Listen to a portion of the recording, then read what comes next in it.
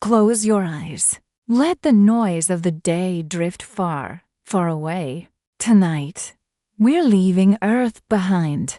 We're traveling into the quiet, endless space, where stars whisper secrets, and one lost astronaut drifts between dreams and eternity.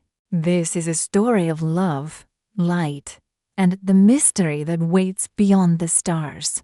A story that begins not with fear, but with silence. So take a deep breath and let your mind float among the galaxies. You're about to enter the world of the lost astronaut, where even in the darkest corners of space, a heartbeat can still be heard. When I opened my eyes, I didn't see stars, only silence. A deep, endless silence that felt like it had a shape. At first, I thought I was dreaming. The soft blue light that surrounded me shimmered like liquid glass, and for a few seconds, I didn't know who I was. I could see my reflection on the inside of the visor, eyes wide, floating specks of dust gliding past, the rhythmic pulse of my suit's oxygen monitor blinking faintly. It took me a while to remember my name. Captain Elias Trent. Mission: Aurelius 9. Destination: Proxima 3, a terraforming station orbiting a dying star. But the memory didn't feel complete. It was like recalling a half-forgotten dream, one that starts mid-sentence. I looked around. The ship was quiet. Too quiet. The Aurelius the 9th had been designed to carry a crew of 6. We were supposed to enter stasis for the long drift across the outer spiral, waking only when we neared the signal beacon. But the ship's hum, the mechanical heartbeat of the engine, was gone. The only sound I could hear was my own breathing. "Control?" I said, voice trembling inside my helmet. "This is Captain Trent. Do you read?" Only static replied. The comms light flickered once, then died. I unlatched the harness and pushed myself free from the pilot's chair. My body drifted weightlessly, the straps of my suit brushing against the seat. The navigation panels were offline, the monitors blank except for one blinking warning: life support. Manual mode. Manual mode. That shouldn't have happened unless someone had switched it. I floated toward the main corridor, pushing gently against the wall. My movements were slow, deliberate, each one sending me through the silence like a ghost. The ship was in emergency low power. Lights flickered dim blue, just enough to trace the metal outlines. I reached the crew chamber door. It was half open. Inside were 5 stasis pods, glass caskets arranged in a circle. My throat tightened. 4 of them were empty. Only one still glowed faintly, a soft green hue that barely pierced the dark. I floated closer, my heartbeat hammering against my ribs. Inside the pod, I saw a figure, a woman. Her face was peaceful, eyes closed, breathing shallow. It was Dr. Zara Lynn, our astrophysicist. Her pod's interface blinked erratically, switching between standby and emergency. I tapped the panel, but the system refused to respond. Her vitals were weak, barely there. I whispered her name. "Zara, can you hear me?" No answer. Something inside me, the pilot, the scientist, or maybe the human being, wanted to believe she was just sleeping. But the timer on the pod said she'd been in stasis for over 39 years. That couldn't be right. We had only been scheduled for a 10-year journey. I tried to remember how we'd launched. The images came in flashes. Countdown lights, the voice of our commander, the sound of engines igniting. Then something else. Something sharp, like static bleeding into my memory. a signal, a pulse from deep space. And then, nothing. I turned toward the observation deck. The view through the wide glass was breathtaking and terrifying at once. We weren't near Proxima 3. The coordinates showed we were far beyond, deep into uncharted space. Outside, a sea of silver dust spiraled through a pale blue mist. No stars, no planets, just light. It was as if the universe had folded into itself, an endless reflection of something I couldn't name. I stared for a long time, mesmerized. The light pulsed faintly, like it was breathing. I almost thought I saw patterns in it, faint shapes shifting, curling, whispering. Is this real? I muttered to myself. Then the glass shimmered. For a split second, I thought it was a trick of my eyes. But no, it moved again. A ripple passed across the window, like someone brushing a hand against the fabric of space. The oxygen monitor beeped softly in my ear to 83%. I needed to focus, but curiosity anchored me there. As I watched, a faint reflection formed in the glass. Not mine, not Sarah's, someone else's. It was only a shadow at first, a silhouette of a human figure, tall, motionless, standing beyond the stars. And then it turned its head. The lights flickered. My heart skipped a beat. The reflection vanished. I spun around, scanning the cabin. Nothing, just darkness and the faint hum of the backup power. Trent to crew. Anyone awake? Only the echo of my voice answered.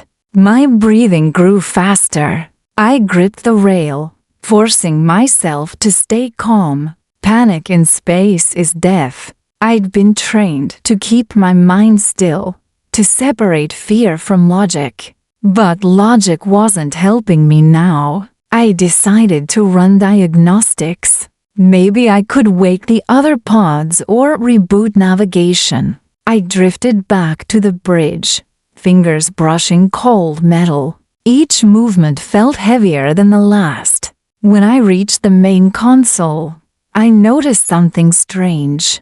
The system log was corrupted. Every file after year 9 had been overwritten with the same string of symbols. They repeated endlessly across the screen. Therefore infinity, therefore I had never seen that before. It wasn't any known code.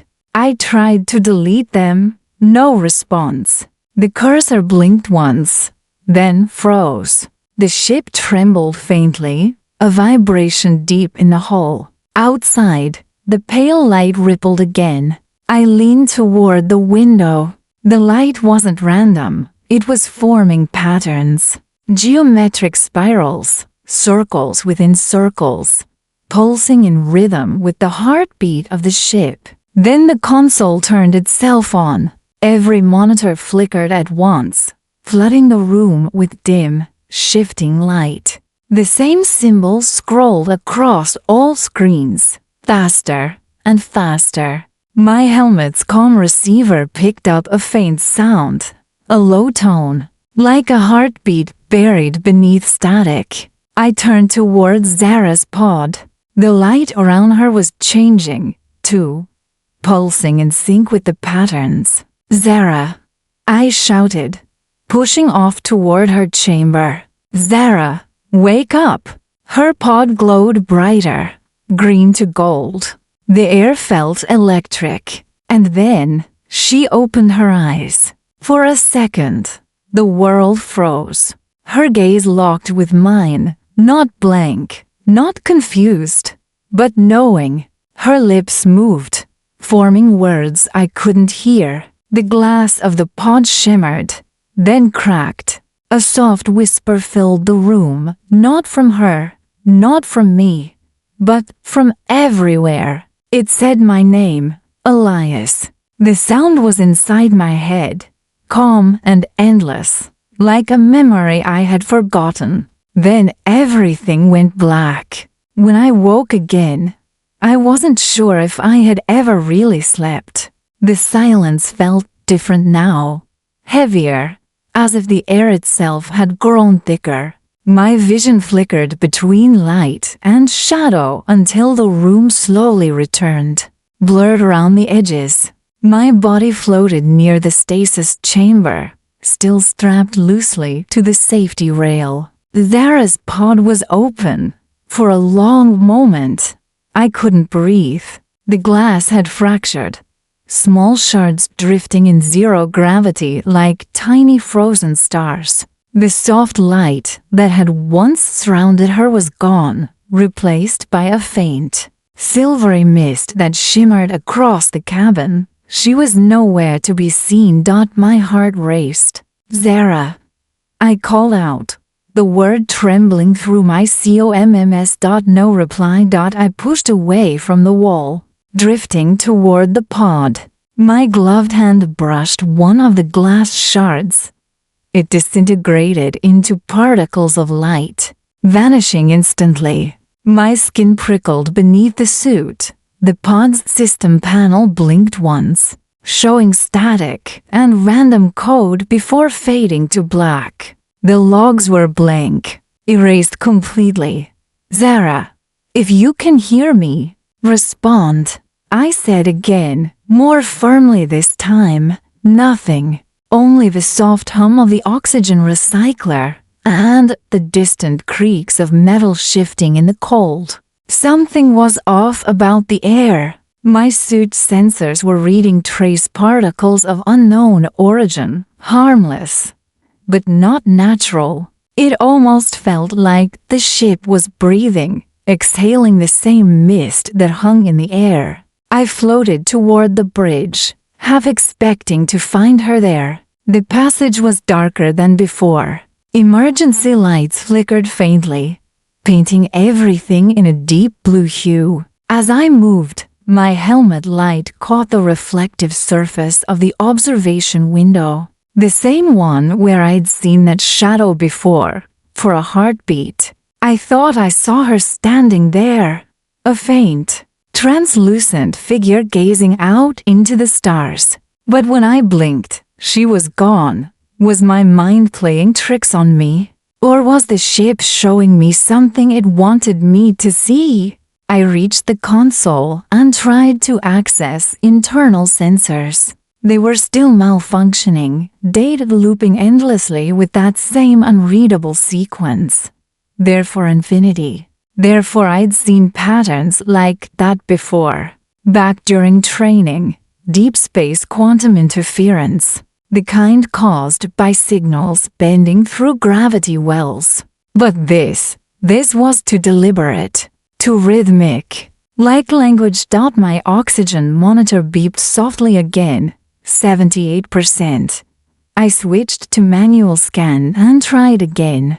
This time, one faint life sign appeared in the aft section, near the engine core. Not strong, not human.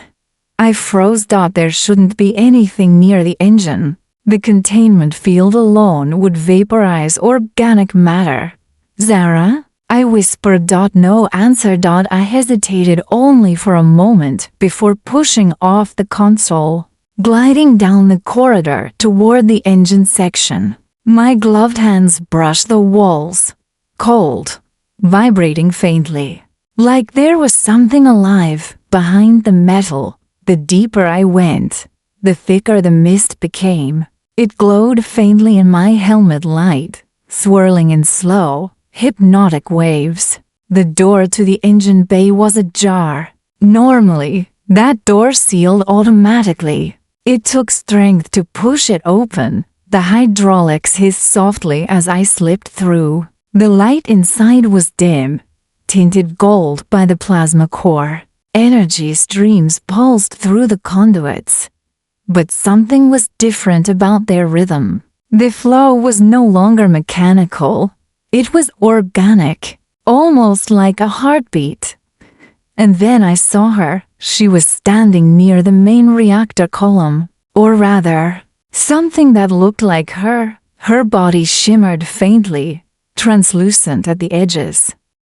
Her hair drifted as if underwater, and her suit was gone, replaced by soft, flowing strands of light that pulsed with each beat of the reactor. For a moment, I couldn't speak. She turned slowly, her expression calm, almost serene.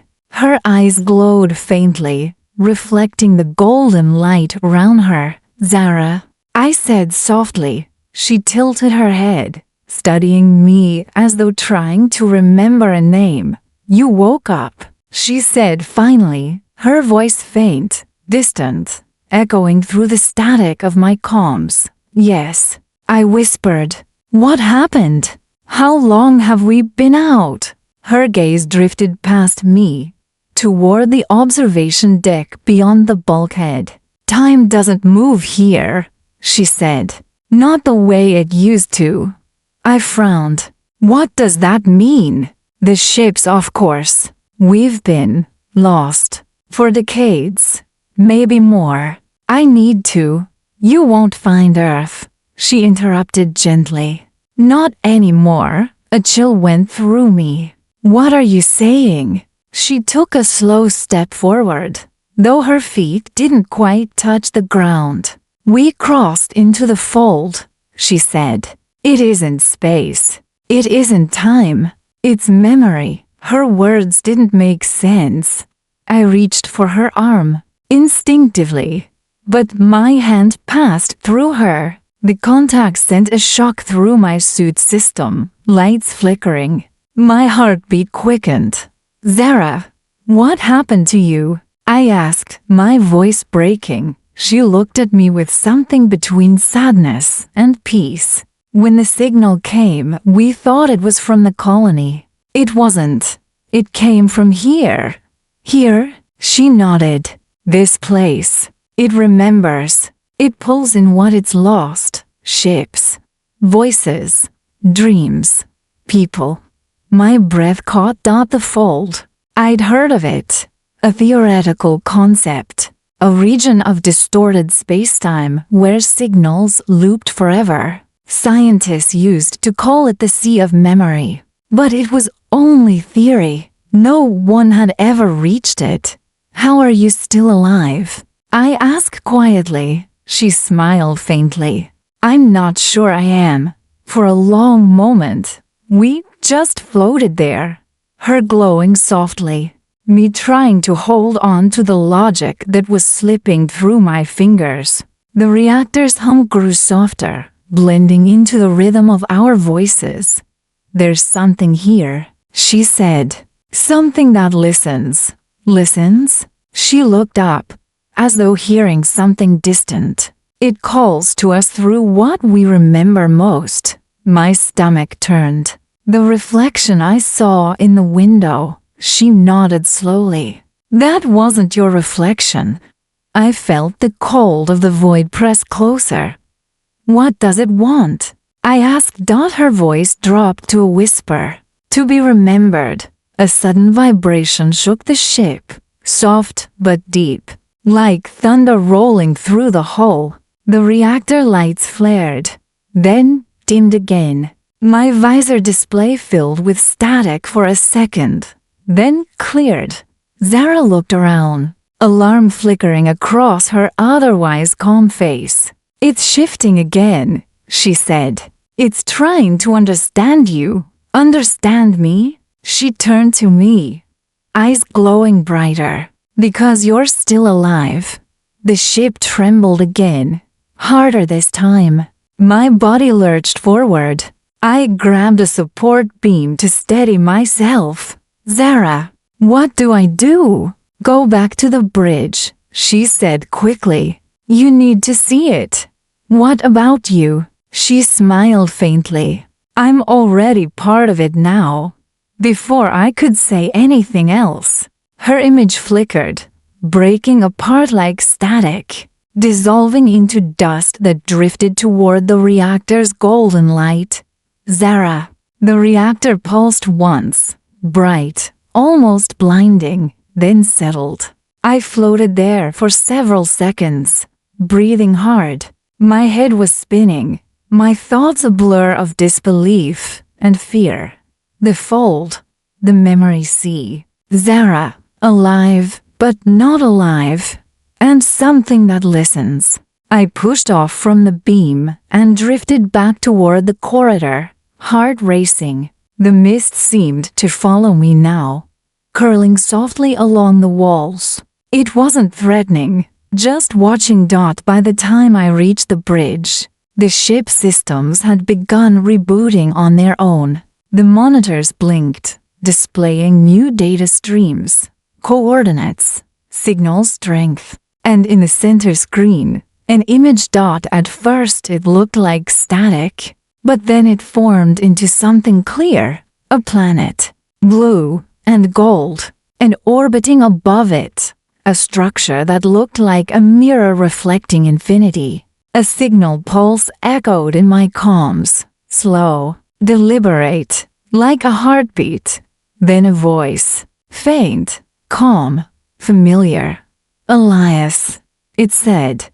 I froze. It wasn't Zara's voice this time. It was mine. For a long time, I just drifted there, floating before the glowing screens, listening to my own voice echo through the static. It wasn't possible. I hadn't sent any transmission. My suit's comms were still on local channel, and yet, the voice was mine. Every syllable, every breath. The recording looped softly. Elias, it said. Can you hear me? The words carried something deeper than sound, a tone threaded with emotion, like a memory whispered back through time. I swallowed hard. Who are you? I said aloud. Silence. Then, again, the voice. Elias, don't forget the light. The message ended, replaced by faint static, rhythmic, pulsing. The same pattern as before.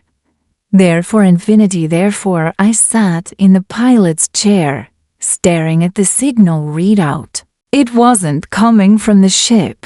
It was broadcasting to the ship, from the planet that now hovered on screen, bathed in a mist of gold and blue. I magnified the image. At first, it looked like a normal world. Oceans, clouds, mountain ranges shimmering faintly beneath the atmosphere. But the longer I looked, the more wrong it seemed. The clouds didn't move. The seas didn't ripple. The light that reflected off its surface was too perfect, too symmetrical, as if the entire planet were a reflection of something else, a mirror world. Zara had said this place remembered. Was this what she meant? I switched the long-range scanner to deep field mode. The readings came back distorted, filled with overlapping echoes, layers of the same signal looping back on itself. It was like trying to listen to 1,000 voices all whispering the same sentence, in slightly different tones. I isolated one layer, the clearest one, and played it back. My own voice again. This time different. Don't go below the surface, it said. It's not water, it's memory. Then silence. I leaned back, closing my eyes, feeling the hum of the ship beneath me. I was trembling, though the air around me was cold and still. Memory. Was that what the planet was? A living archive? A sea of moments trapped forever? If so, then what was I hearing now? Was it my future self? My past? Or just an echo of something that had already happened in another timeline? The stars outside pulsed softly, faint light drifting across the window. I realized how long it had been since I'd seen the sun. How long since I'd heard another heartbeat besides my own. Elias. The voice came again, closer this time, no longer from the speakers. I turned sharply. The room was empty. The sound had come from behind me, from the direction of the corridor. I floated toward it slowly, flashlight trembling in my hand. The mist was thicker now, curling like pale silk along the walls. My footsteps, or rather, the faint thuds of my boots against the floor, sounded distant, as if muffled by the ship itself. The voice spoke again. I remember the stars. I froze. The sound was soft, almost tender.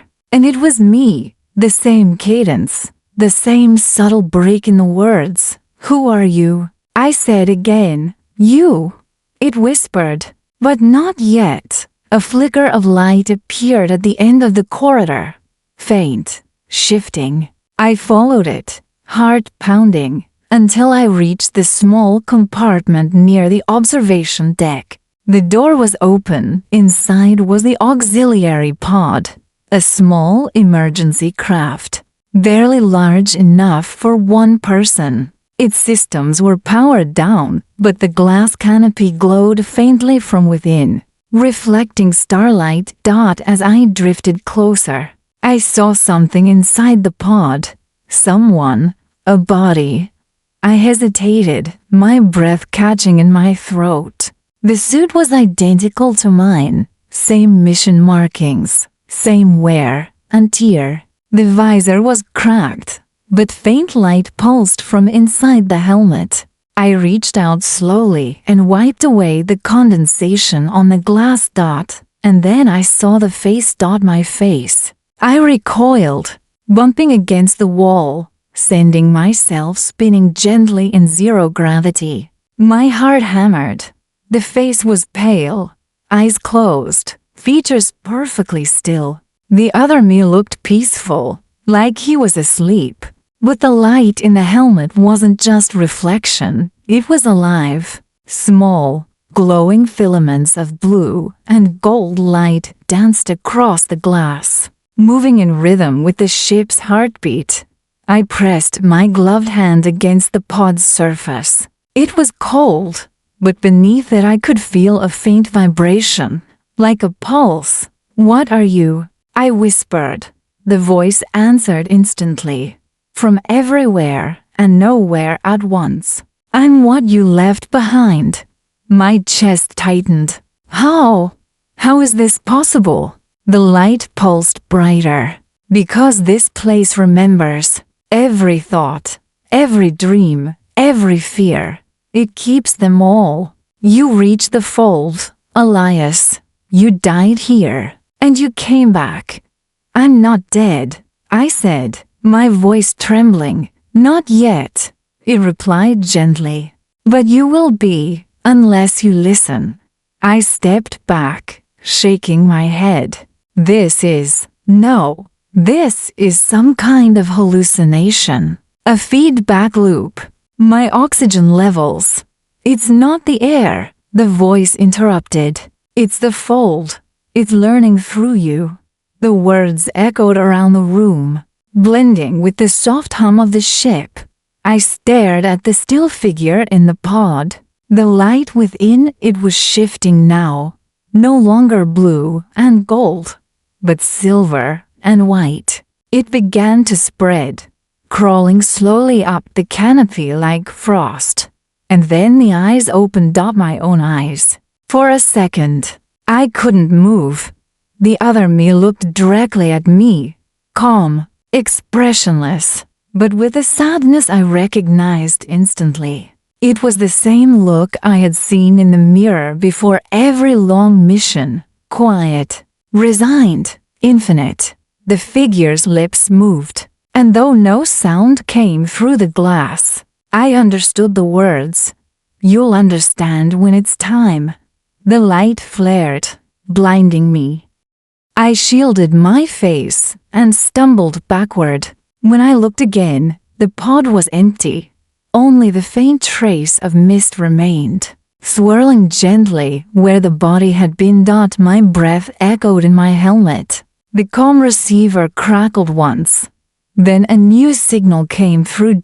It wasn't a voice this time, but a sound, a tone, deep and low, vibrating through my bones. Then another voice layered beneath it, softer, almost human. It said, "We are almost awake." The transmission ended. I stood there in silence, heart racing, staring at the empty pod. The fold was speaking now, and somehow it was using me to do it. I returned to the bridge, moving slower this time, each motion deliberate, my mind a storm of confusion and awe. When I sat back in the pilot's chair, the planet was closer. The ship had begun drifting toward it, pulled, not by gravity, but by something else. The symbols on the screen rearranged themselves, forming new lines. For the first time, they began to make sense. A pattern, a message. "Remember the light," same words my voice had said.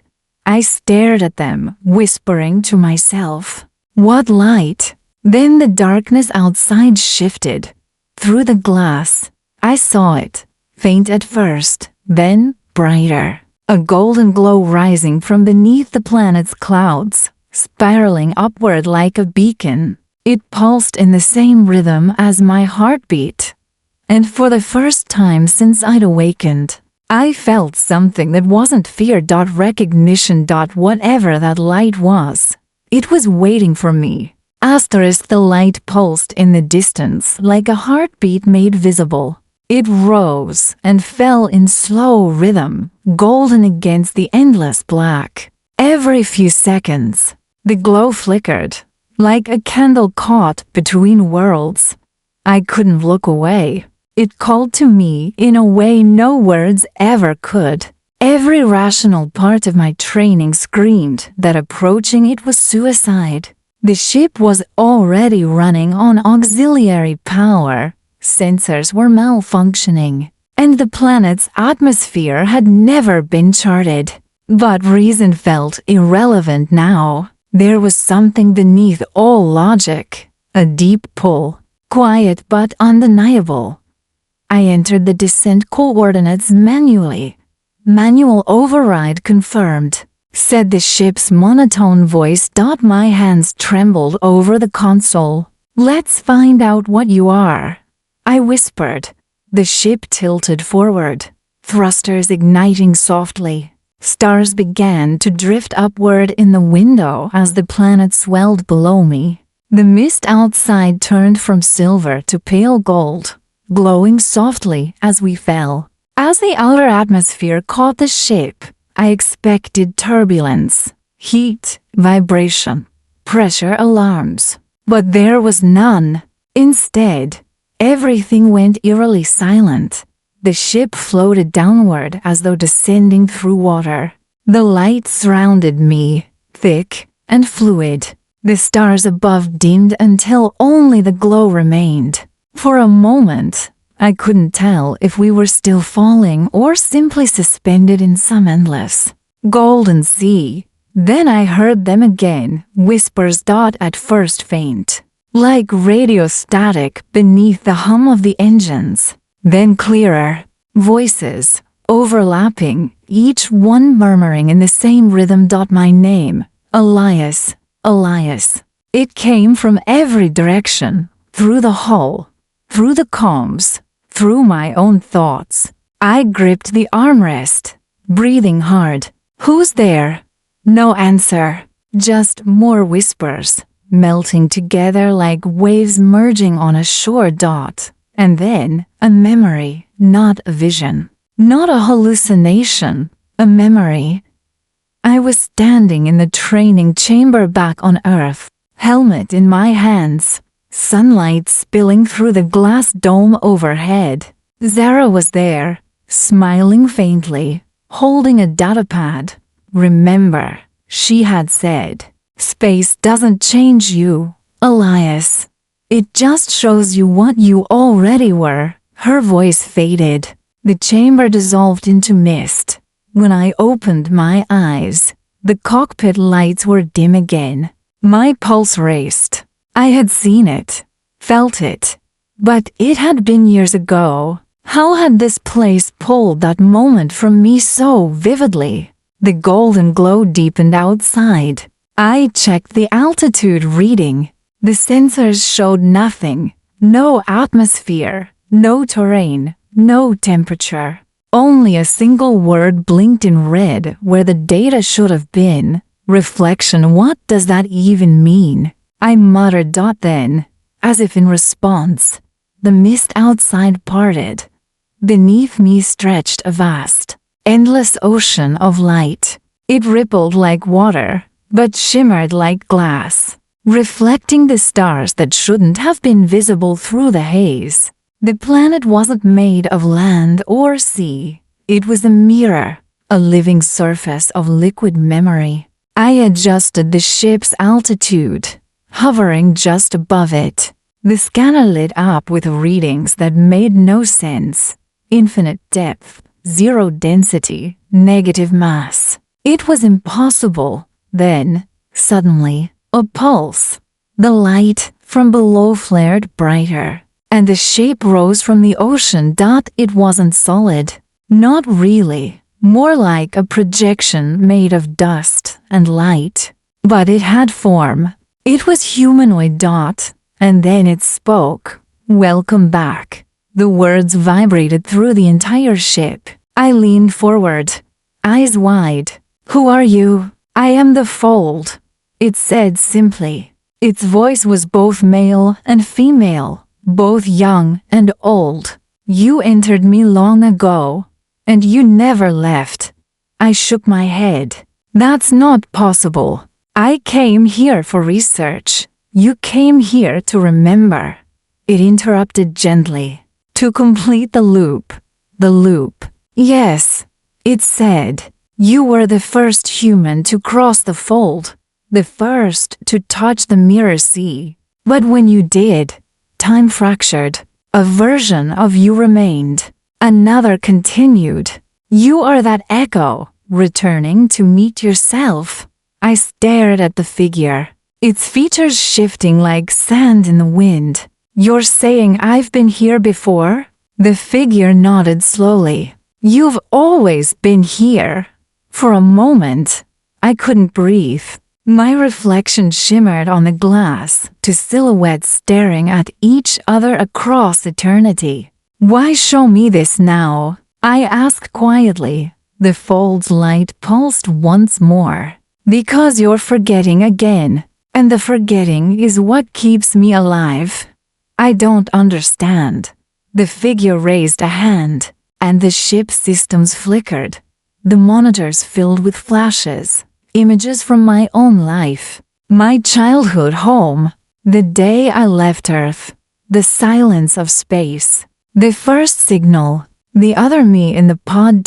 All looping, repeating, slightly different each time, as if my entire life were a recording played back through a cracked speaker.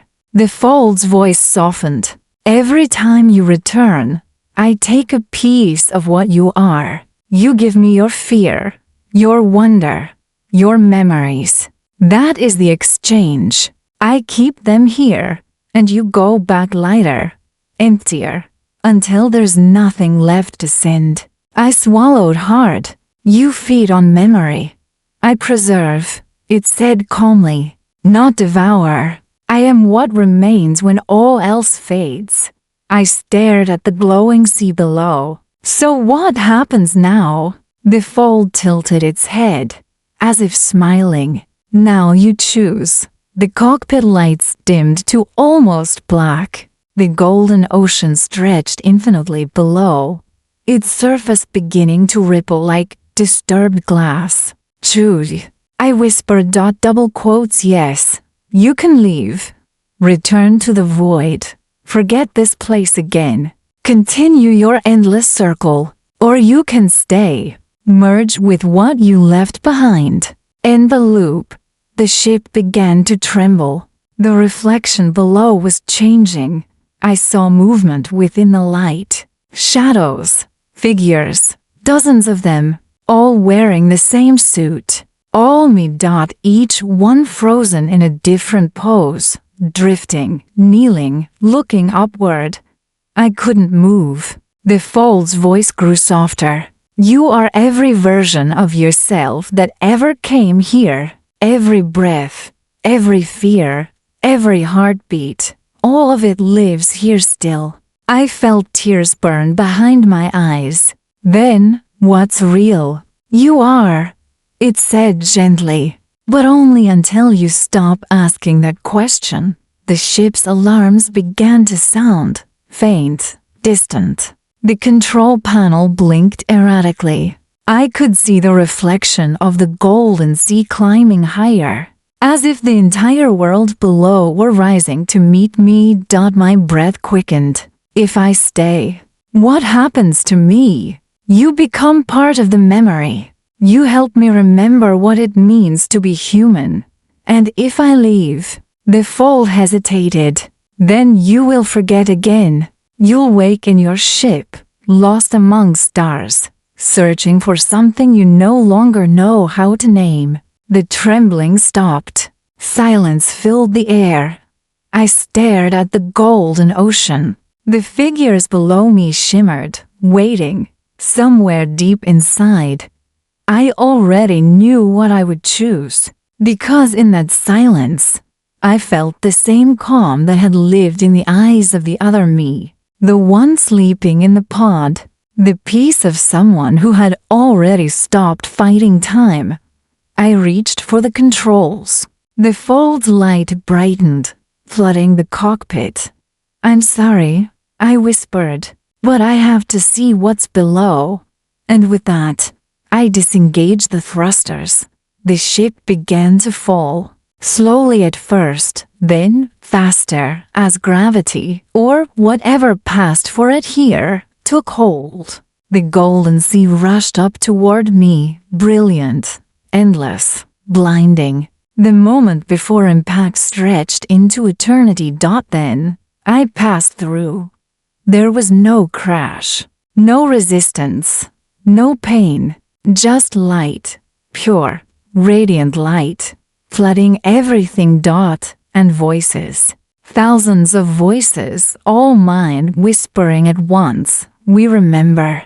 I opened my eyes, or thought I did.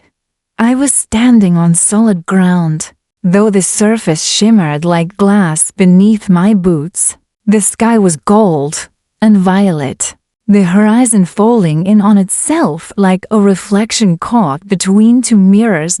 In the distance, shapes moved, faint, humanoid, glowing with inner fire. The foal's voice echoed around me, "Welcome home."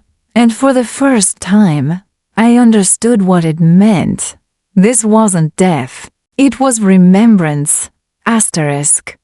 Light breathed around me. It didn't shine or glare, it moved, expanding and folding like the lungs of the world itself. Every motion carried a sound, a hum soft enough to lull my pulse.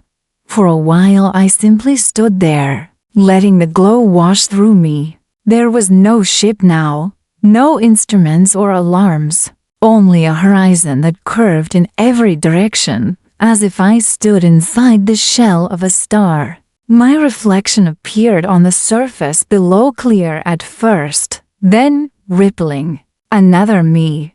Eyes closed, lips moving soundlessly. When I knelt and touched the glass-like ground, a tremor went through it. A thread of warmth traveled up my arm, filling me with fragments of memory. I saw Earth again, not as photographs from orbit, but as sensation.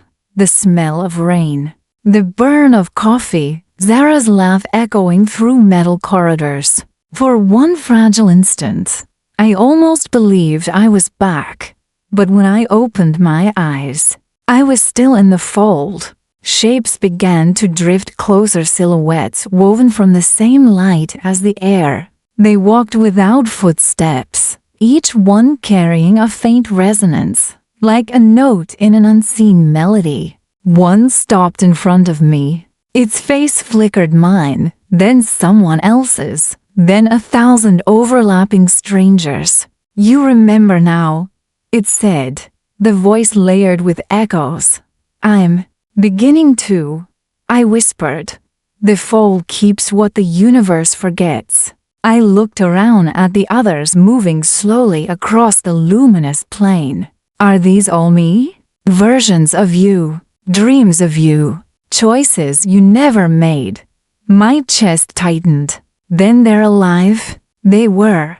The answer came with such softness it almost didn't hurt. Almost. The figure extended a hand of light toward me. Come. There is more to see. We began to walk or float. It was impossible to tell. With each step, the landscape shifted from gold to deep violet, stars blooming in the air like pollen. Above us, great rings of light rotated silently, as though marking time.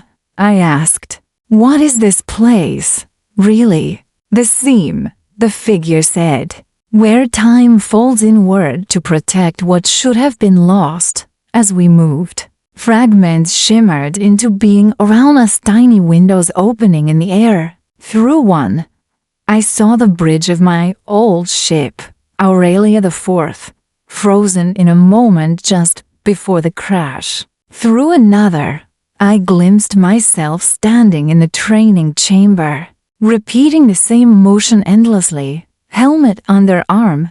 These are memories preserved by the fold, not preserved, relived. You come here each cycle to feel them again. They are your anchor. I frowned. If I've done this before, why don't I remember? Because remembering would end the circle, it said. You would no longer return. We reached a ridge where the light dropped away into a vast valley. The air shimmered with faint murmurs, voices of all my selves, blending into an unbroken chord. It's beautiful, I said.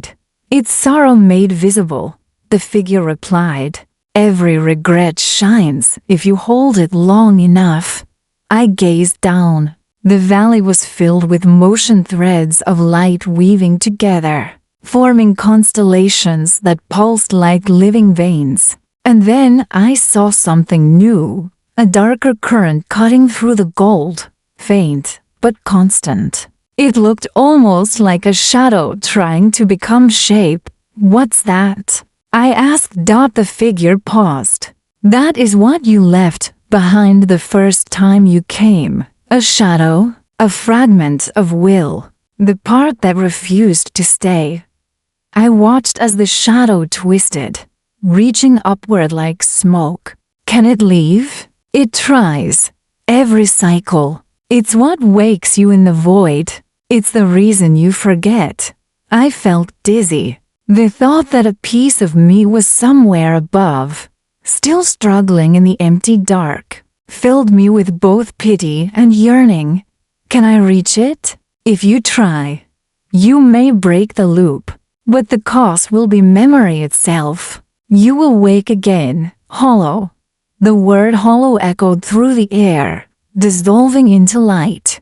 We stood there in silence for a while. The hum of the fold deepened around us, a lullaby older than sound. Finally I said, "Show me the beginning." The figure turned its shifting face toward me. "You already know it.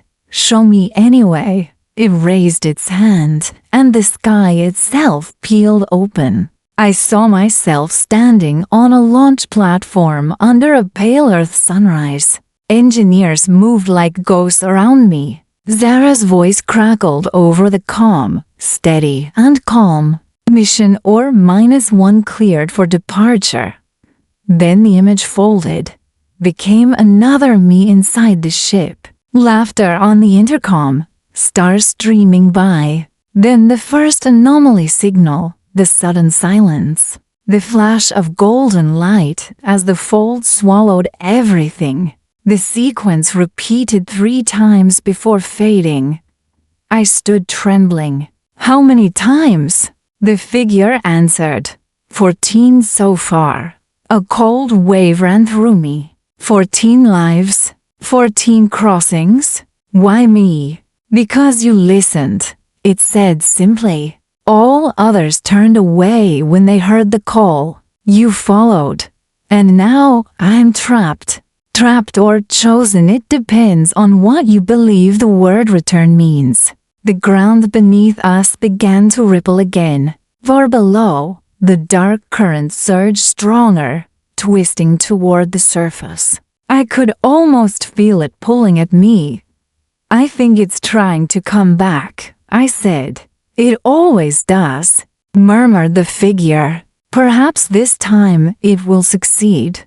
Suddenly the golden plane cracked like thin ice. A gust of cold rushed up, scattering light into shards. The figure beside me flickered violently.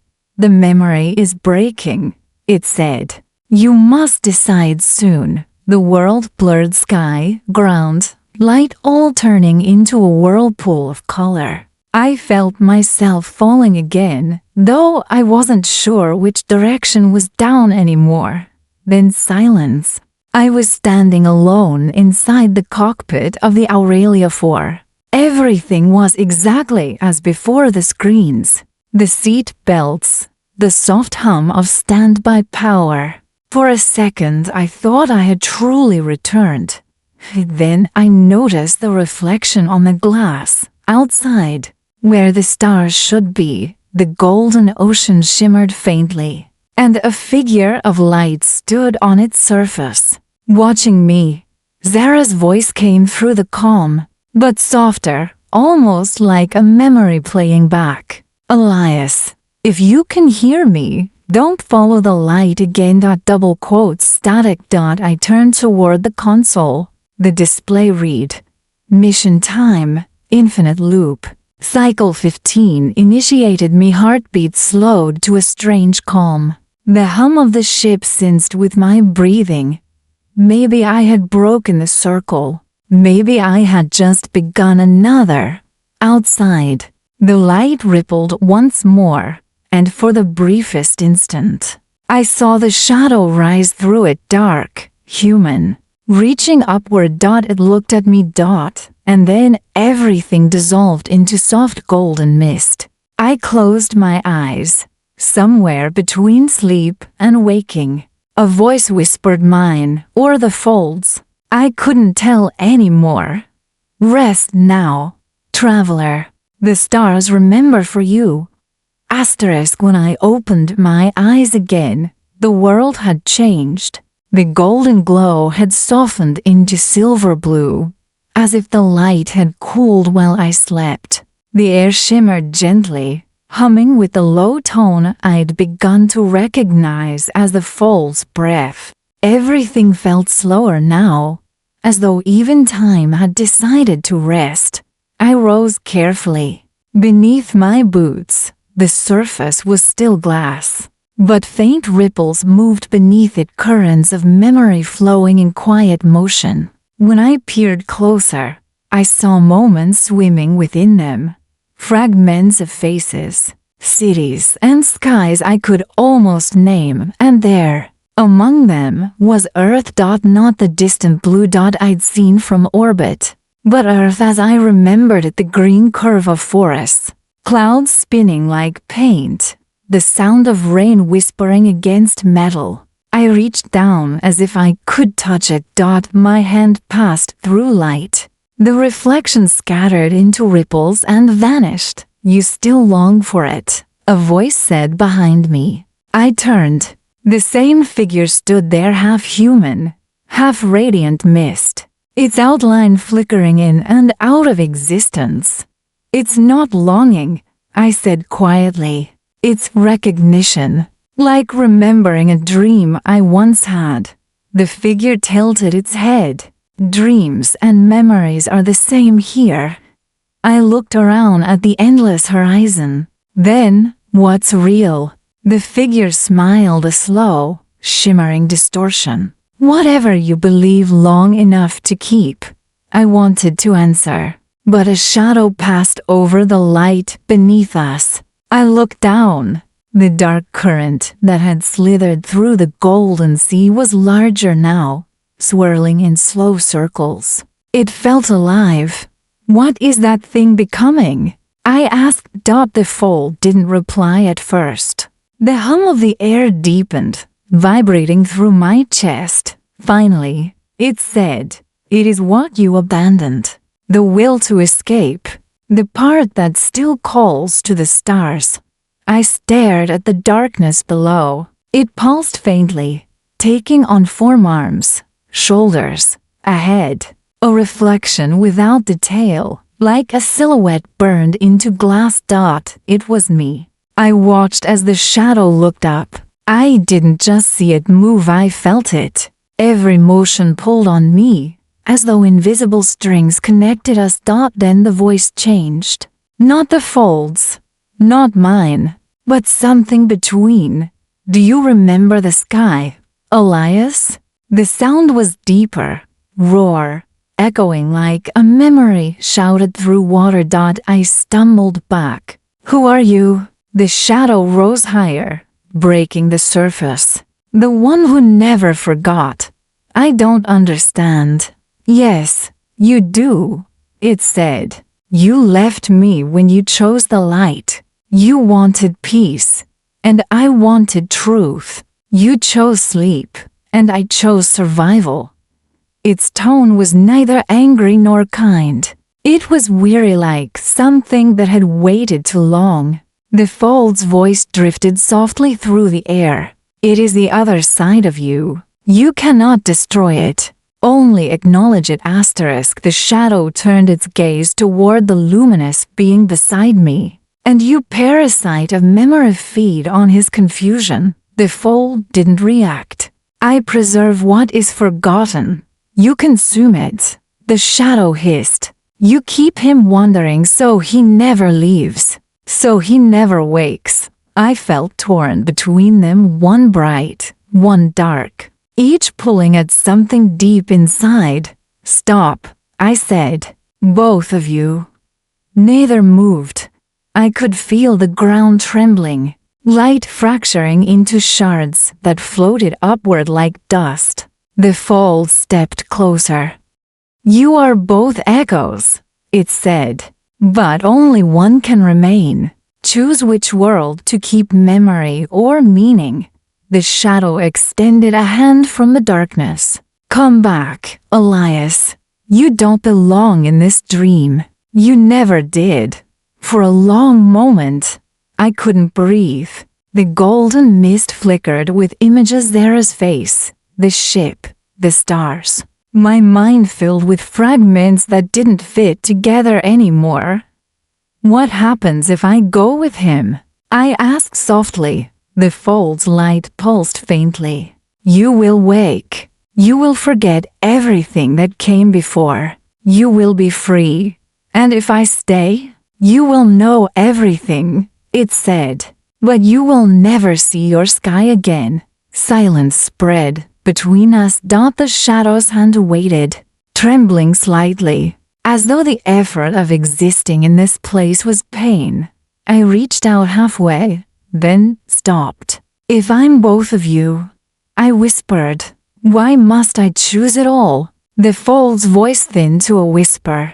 "Because unity destroys the illusion, and without illusion, nothing remains." For a moment, all three of us stood perfectly still, light, dark, and human, balanced in the same breath. Then the ground cracked open beneath me. A surge of light poured upward, swallowing the horizon. The fold and the shadow collided in a burst of color that had no name. Every atom of this place began to vibrate, a sound between a song and a scream. I was falling again, through gold, through black, through everything I had ever been. I saw memories spin past like stars, the launch sequence, the laughter of my crew, the last message from Zara, the signal, the silence, the light, and then another memory, one I had never seen before. A room on Earth, a hospital, Zara sitting by my side, tears streaking her face. My body on a bed, still and pale, machines beeping softly, her whispering, "Please come back." The image shattered like glass. When I opened my eyes, I was standing again, but not in the fold, not in the ship. I was in a field. Green grass brushed my legs. The sky above was the color of evening. The sun hovered low, golden, and gentle wind touched my face. I could smell the air, real air. For a heartbeat, I believed I was home. Then I saw them, shapes made of light drifting through the air, silent, graceful. Each one carried a faint outline of something familiar, a face, a hand, a smile. They were my memories, floating freely now, uncontained by the fold. I turned in a slow circle. The field stretched infinitely, and yet it felt small, enclosed by unseen walls. Is this Earth? I whispered. The fold's voice came softly from everywhere at once. It is what you remember of it. And the shadow? Gone, it said. For now. The last two words echoed strangely, almost like a warning. I looked up at the fading light. Then what am I now? The voice answered quietly. You are the bridge between dream and return. A faint pulse shimmered through the air, steady, like a heartbeat. The same sound that had first drawn me toward the golden world. I closed my eyes, listening. The hum became words, faint and distant. Elias, Elias, can you hear me? Zara's voice. It was weak, but clear, cutting through the wind like a signal through static. My throat tightened. Zara, hold on, the voice said. We found your ship. Then the sound broke. I fell to my knees. Heart pounding. Was this real contact? Or another memory echoing inside the fold's illusion? The horizon flickered, the grass turning briefly to light. Then back again. Everything here was both real and not alive, and memory at once. But somewhere far above, beyond all the golden mist and silence, someone was still trying to reach me. I looked up at the sky and whispered, I'm here. The air shimmered, and for an instant, I thought I saw a tear open in the heavens, a glimpse of the void beyond. Black and endless. The voice came again, faint, distant, trembling. Elias, wake up. Then everything went dark. The light outside the viewport had begun to change again. It wasn't the harsh flicker of distant stars, nor the dull glow of reflected sunlight. It was something softer, more rhythmic, like the pulse of a sleeping heart. I stared at it for a long time, trying to decide if it was real or simply another trick of my tired mind. Days, or maybe weeks, had passed since I first heard the voice. It had stopped speaking now. The silence left behind was almost louder. Still, I could feel its presence somewhere in the edges of thought, as though it were waiting for me to understand something I hadn't yet grasped. I floated through the ship's narrow corridors again, pushing gently against the walls, letting my body drift in the still air. Every surface was coated in the same layer of frost, and when my fingertips brushed against it, tiny crystals floated up like dust in sunlight. The air felt colder than before. The oxygen generator's hum was faint. When I reached the central console, I checked the ship's readings again, or what remained of them. The display showed no coordinates, no orbit, no known stars in range, just blank space, and that pulse of light outside, gently blinking like a signal that refused to fade. I leaned closer to the glass. The light seemed to draw me in, hypnotic, like a memory of something familiar, but half forgotten. I felt my heart slow, matching its rhythm, and then, faintly, I heard it again, a whisper, not in words this time, but in emotion. It wasn't warning me. It wasn't calling for help. It felt like recognition. "I know you," I whispered back, unsure why I said it. The ship's console flickered once, then went dark. The hum stopped. Absolute silence filled the cabin. Even my breathing sounded foreign, like the sound came from someone else's body. For a moment, I thought I had died, but then I saw movement, a reflection. Someone standing behind me. I turned sharply, heart pounding, but there was no one, only my reflection in the glass, stretched and distorted by the faint glow outside. But the reflection wasn't perfectly aligned with me. Its head tilted a little differently, its expression softer, almost sorrowful. I lifted my hand slowly, and so did it. But half a second too late, I froze. My mind raced through explanations: hallucination, oxygen deprivation, stress. But deep down, I knew it wasn't that simple. The reflection wasn't copying me anymore. It was watching me. The pulse outside grew brighter. The frost on the walls began to melt, forming droplets that drifted lazily in the air. The ship's temperature was rising, not dangerously, but noticeably. It felt like the place itself was breathing again after a long sleep. I closed my eyes and listened. Beneath the hum of the ship returning to life, there was something else, faint, rhythmic, like a heartbeat echoing through the hull. I followed it, past the control room, through the narrow maintenance corridor, to the sealed hatch at the rear of the ship, a section that had been locked since the start of my mission. I'd always assumed it was storage. The heartbeat came from behind it.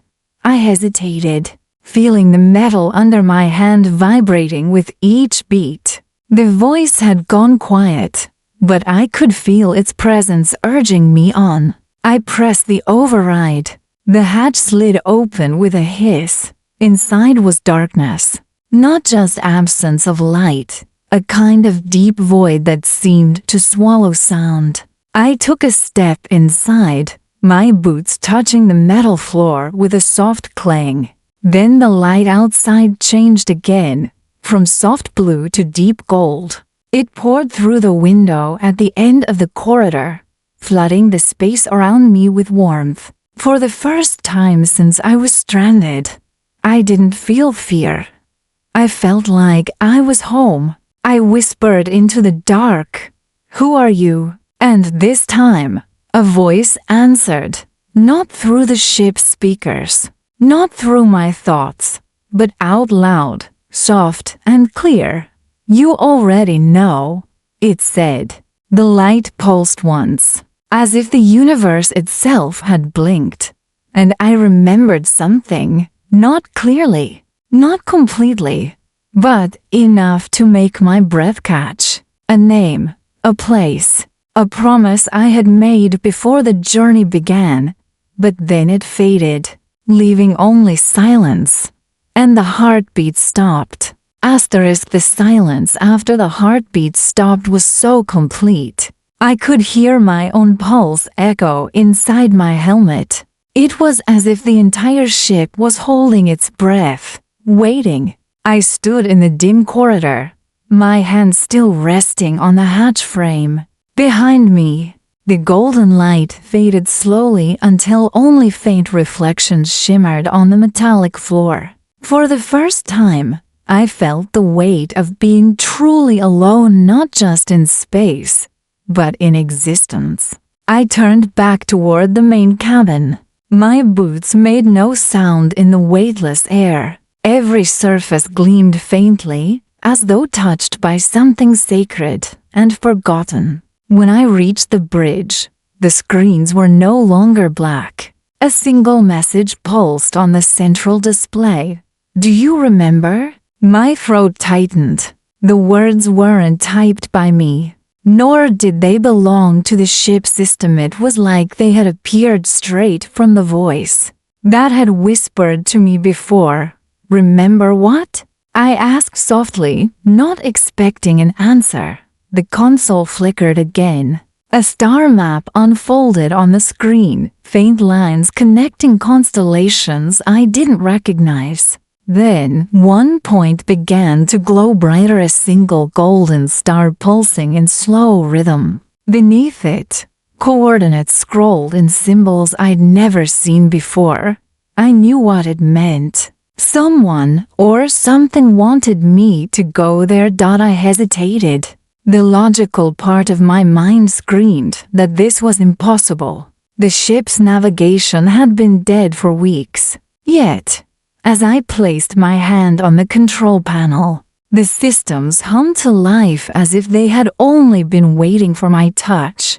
The engines rumbled faintly, thrusters adjusting on their own.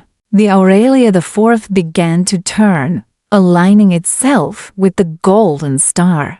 I floated into the captain's chair and fastened the straps, watching through the window as the light outside grew stronger. It wasn't a distant sun anymore. It was closer to close, and I realized it wasn't a star at all. It was a doorway.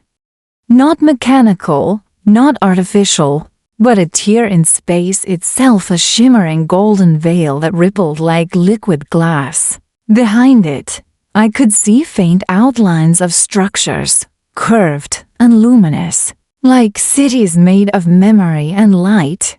The voice returned, whispering faintly in the hum of the engines. "You left something behind." My fingers trembled on the controls. Left something behind. What? On Earth, on this ship, or somewhere before memory itself? The Aurelia IV glided toward the veil, pulled gently by a current I couldn't fight. The golden glow filled the cabin until I had to close my eyes. My skin tingled as if touched by invisible hands, and my heartbeat matched the soft rhythm of the light.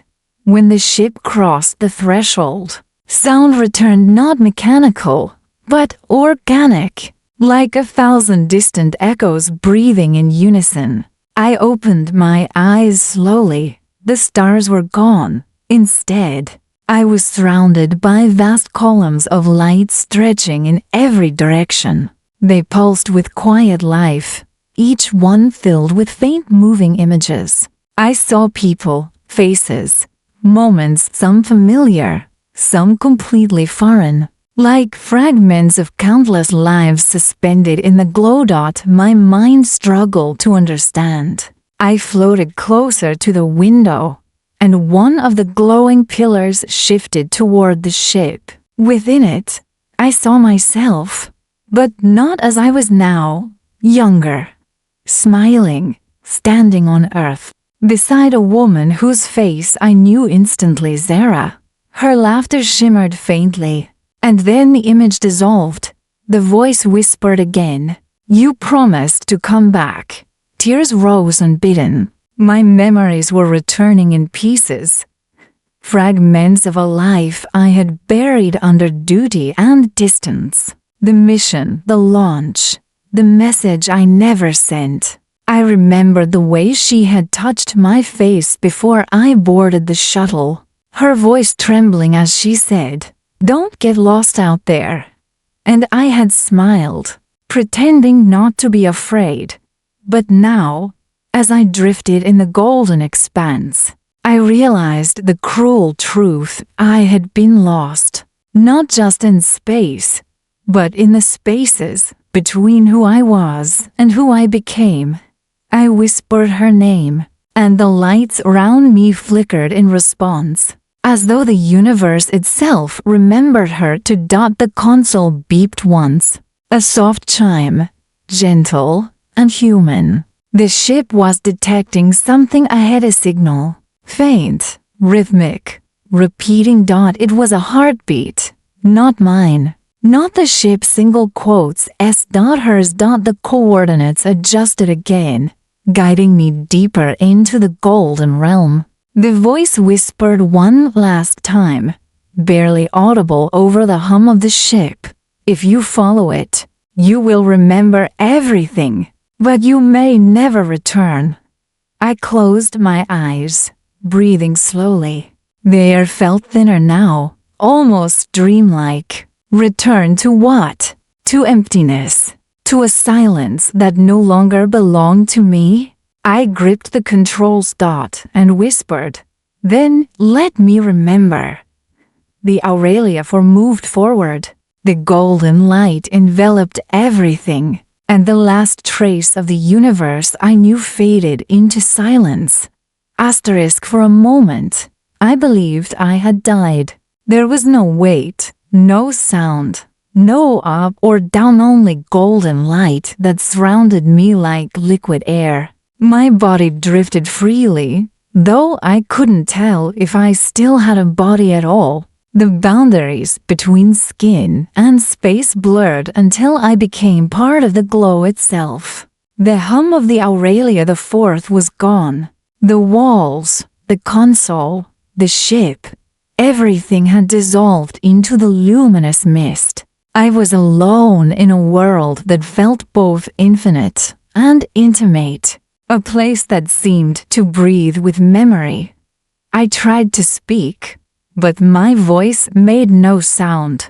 The golden air vibrated instead, forming ripples of light that spread outward like waves in a still pond. Each ripple revealed flashes of something, faces, places, forgotten laughter, like fragments of dreams drifting too far from waking dot. And then I heard it again. The heartbeat, steady, calm, calling dot. It came from somewhere ahead. Though distance had no meaning here, I began to move, not walking, not floating, but being drawn, as if my thoughts alone created motion. The closer I came, the clearer the world became around me. Shapes began to emerge within the light, structures, towers, bridges made of radiant glass. The air shimmered with drifting particles, each one holding a faint echo of something alive. Then, in the distance, I saw a figure. At first, it was only a silhouette, soft and almost transparent. But as I neared, I saw the outline of a woman, her hair floating gently as though underwater. She turned toward me, and even before her face came into focus, I knew her. Sarah. Her eyes glowed faintly with the same golden hue that surrounded us.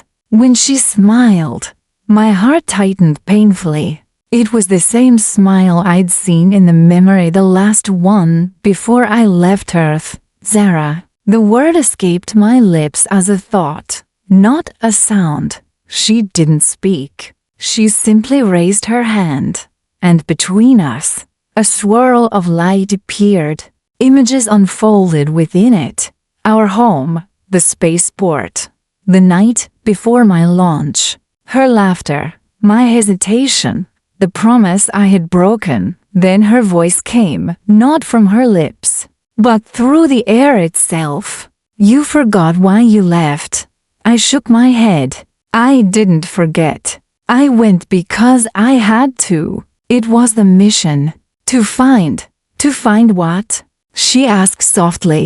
The edge of space, the beginning of life, or an end.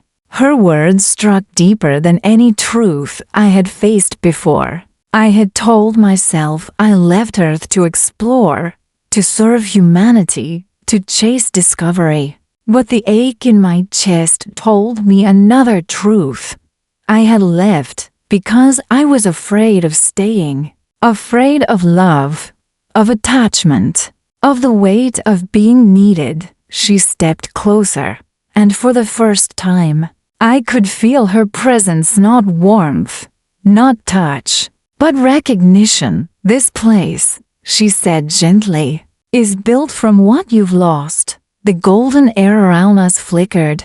The towers shifted, showing moments of my life, my parents, my crew. Every face I had seen fade into memory. They hovered like ghosts, luminous and silent. "This isn't heaven," I whispered. "Is it?" Zara's expression softened. "No. It's what remains when time forgets you. You're not dead. Ethan, not yet. But you've drifted too far from life." A shiver ran through me, though the air here carried no cold. "Then why are you here?" Her gaze fell.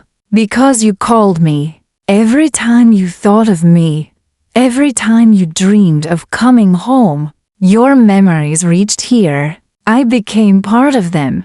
I reached for her, but my hand passed through like mist. The ache of distance between us was sharper than any pain I'd known. "You can't stay," she whispered. "This place will take you if you do. But if I leave, you'll vanish," I said. "I'll lose you again," she smiled sadly. "You never lost me, Ethan. You only forgot to remember." The golden city began to dim, its light fading into deeper shades of amber. The heartbeat grew louder, slower now, echoing through the silence like a farewell. "Zara," I said softly, "tell me what this place is." Her voice trembled slightly. "It's memory, Ethan, not mine, not yours alone. It's where forgotten thoughts go when no one carries them anymore. You found it because you refused to forget." Tears blurred my vision. "Then help me remember everything." Her hand rose again, and she touched my chest. Or maybe it was only light touching light. A warmth spread through me, filling every empty corner of my being. Suddenly I saw it all. The mission, the loss, the storm that hit our ship. The moment I was thrown from the crew signal, drifting into the endless dark. I had survived, but I hadn't really lived since. As the truth settled, Zara's image began to fade. Her smile lingered, faint as the dying light of a star. "Go back," she whispered. "There's still time."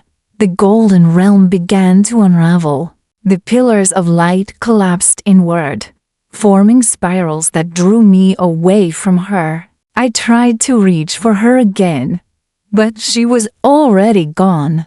Only the echo of her heartbeat remained. And as the golden light turned to darkness once more, I understood she wasn't calling me to stay. She was guiding me home.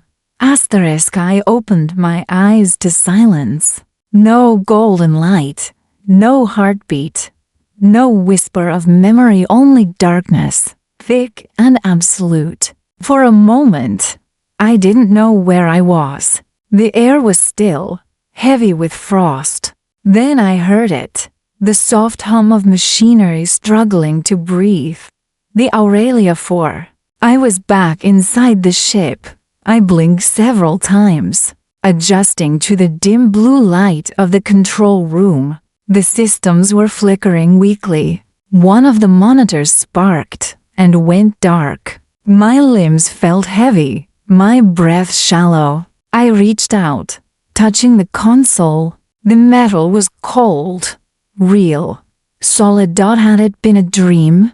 Had Zara been just a creation of my mind, a hallucination born of isolation and oxygen deprivation? The golden world felt so vivid that even now, I could still feel its warmth clinging faintly to my skin, as if the light had left a memory behind.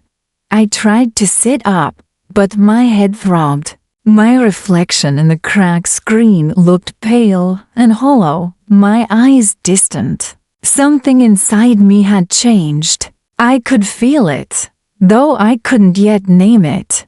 The ship groaned softly as it drifted through empty space. The stars beyond the window looked different, not the same constellations as before. It was as if I had crossed into another part of the universe, somewhere no map had ever reached. I leaned closer to the glass. A faint, Golden shimmer still lingered outside, thin threads of light swirling and fading, as if the veil between worlds had not fully closed. "Zara," I whispered. The sound of her name seemed to wake something in the ship. The console blinked once, and the navigation panel flared to life. Data scrolled across the screen, readings I didn't understand. But one thing stood out, a signal. Weak, faint, human-dotted, pulsed at irregular intervals. The same rhythm as her heartbeat.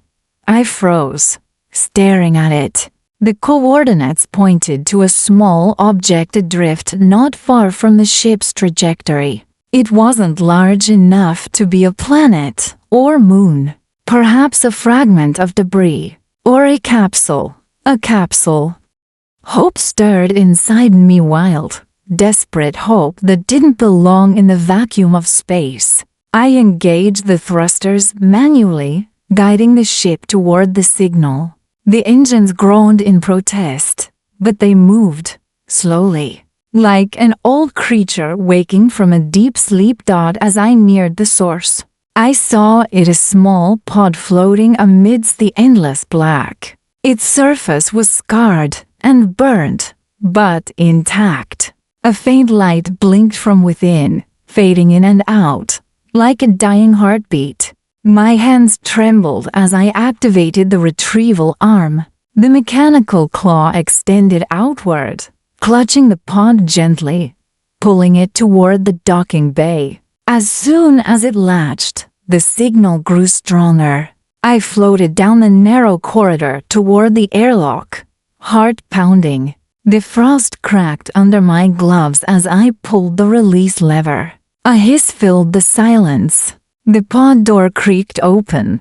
Inside was a single seat, and in that seat, a body. She was motionless, her helmet tilted forward, the visor fogged from the cold. The name tag on her suit was half-burned, but enough letters remained for me to read it. Z-A-R. My chest tightened, my vision blurred. For a moment I couldn't move. The name on her suit shimmered in the dim light, as if it were mocking time itself. No. My voice cracked. It can't be. I touched her glove. It was cold, but solid. Real. I opened the emergency release on her helmet, and a breath of frozen air escaped. Her face was pale, serene, like someone lost in sleep. Her features were the same as in my memory, the same as in the golden world. Zara. I didn't know how long I sat there, holding her hand. The line between life and death felt thinner here than anywhere else. I wanted to believe she was alive, that the golden light had led me here for a reason, that the heartbeat was not just an echo but a sign. I placed my hand over her chest. Nothing. Then very faintly something, a pulse. Weak, irregular, but real.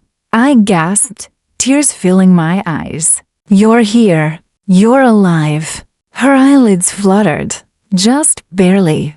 Her lips parted, and I leaned closer, afraid to miss a single breath. She whispered something I could barely hear. It sounded like my name. Then her eyes opened. For a second, there was only confusion, pain, and fear. Then recognition. A tear rolled down her cheek. "I found you," I said softly. "You found me." Her voice trembled as she whispered, "No, you found yourself." Before I could respond, the ship trembled violently. Lights flickered. An alarm began to beep, a warning signal from the core systems. I turned toward the console. A red message flashed on the small screen. Energy core unstable. Dimensional breach detected. The golden shimmer outside the window brightened again, swirling faster, expanding. The veil wasn't closing, it was reopening. Zara's weak voice reached me again.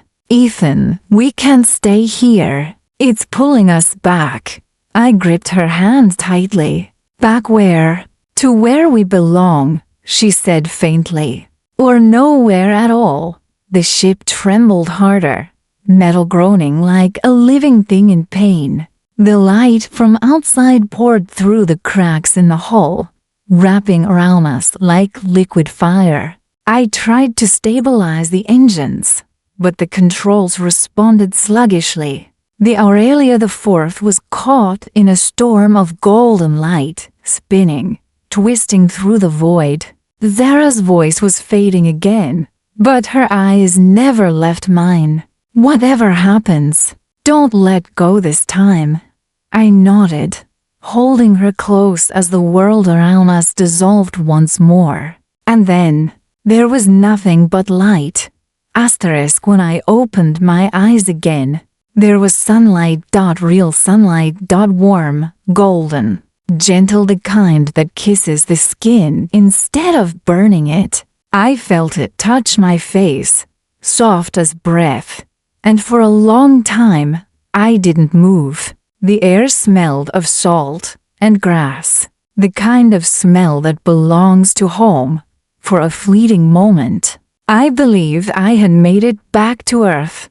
But when I sat up and looked around, my breath caught in my throat.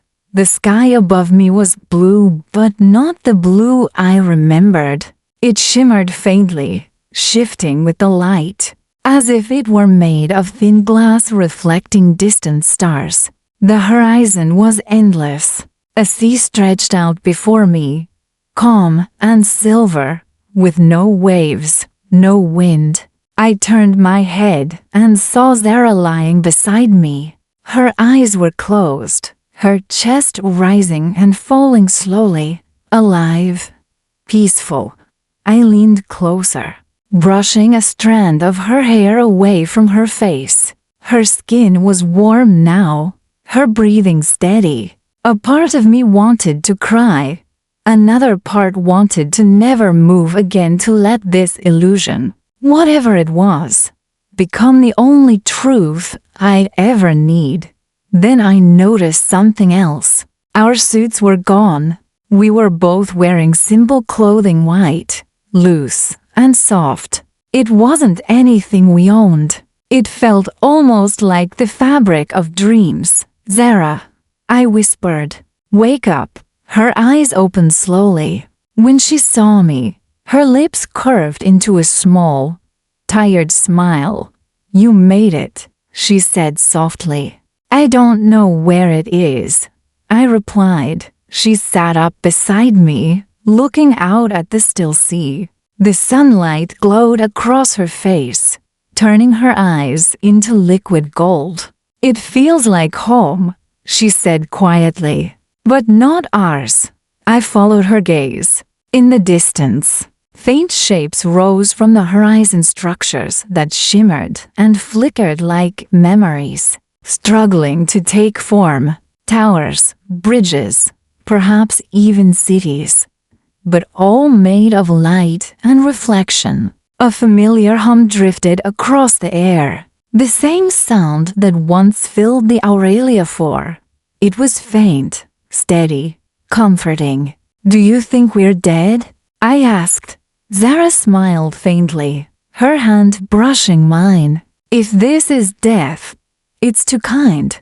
We sat in silence for a while. The world around us seemed frozen in a perfect moment. No wind, no waves, no time passing. Yet somewhere beneath that stillness, I could feel a pulse, a rhythm. The same heartbeat that had guided me through the void. Then I noticed something in the sand beside me, a small piece of metal, half buried. I brushed it off. It was a fragment of the Aurelia IV's hull, scorched and worn. The sight of it made my chest tighten. Zara, I said, the ship. It's here. She turned, her expression unreadable. Or a part of it is.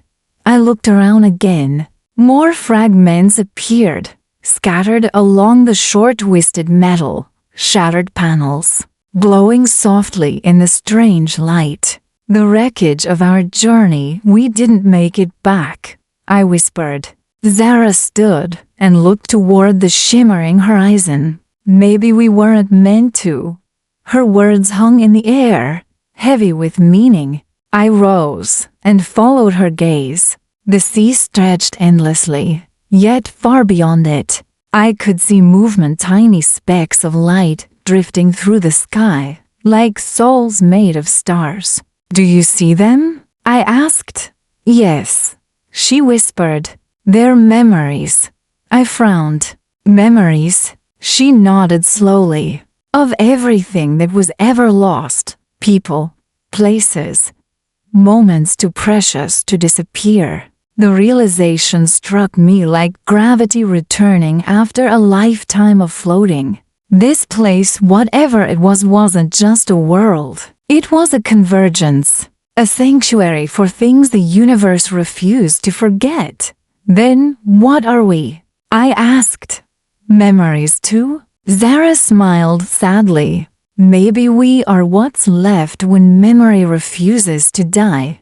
The words lingered, soft and haunting. As we stood there, the sky began to change. The color deepened from blue to violet, and stars began to appear, not gradually, but all at once, like a curtain lifting to reveal infinity. The calm sea reflected every point of light, until it seemed we were standing in the middle of two universes, the one above and its mirror below.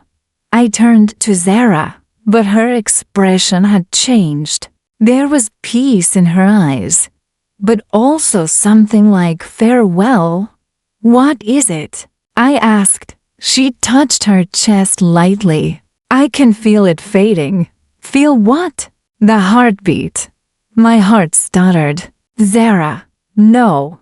She took my hands and smiled gently. Ethan, this place, it wasn't made for us to stay. It's memory, remember. It's holding us for now.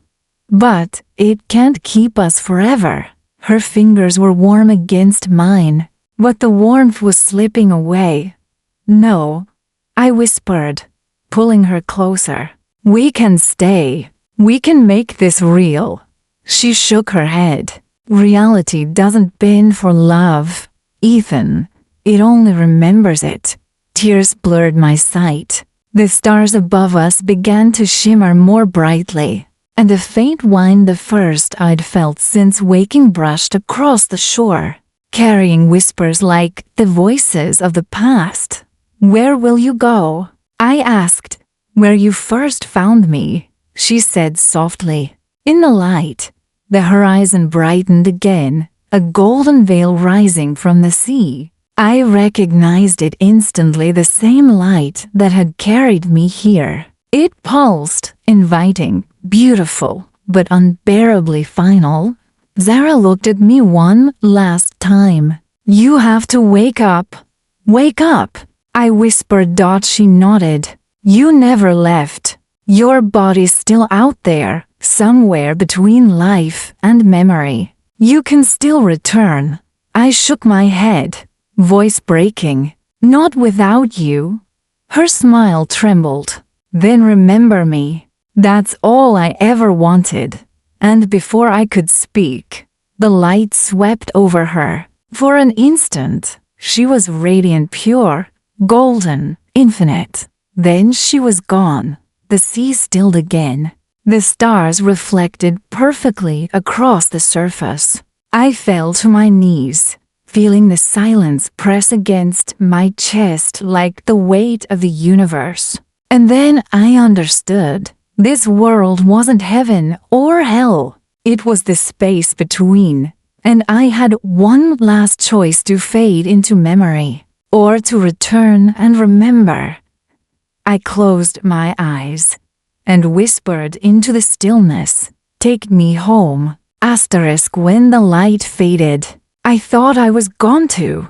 But sound came first, a faint beeping, distant but rhythmic. Then came the hiss of air, the hum of machinery, the low murmur of human voices. I felt weight pressing down on me, the weight of gravity. For a moment, I couldn't breathe. My lungs struggled against the air, like they'd forgotten what to do. Then someone spoke. "He's waking up." The voice was unfamiliar, steady, professional. I felt hands on my chest, a cool touch against my forehead. My eyelids twitched open. The light above me was harsh, artificial, white. I blinked, trying to focus. A ceiling came into view, smooth metal panels, faintly glowing lines, medical equipment, a ship. My voice was hoarse when I spoke. Where am I?" A figure leaned over me, a woman in a dark blue uniform with a silver insignia on her shoulder. Her face was calm, but her eyes carried the kind of weariness that only deep space gives. "You're safe," she said gently. "You're aboard the Astronova, part of the outer rescue fleet. We found your capsule drifting near the Perseid belt."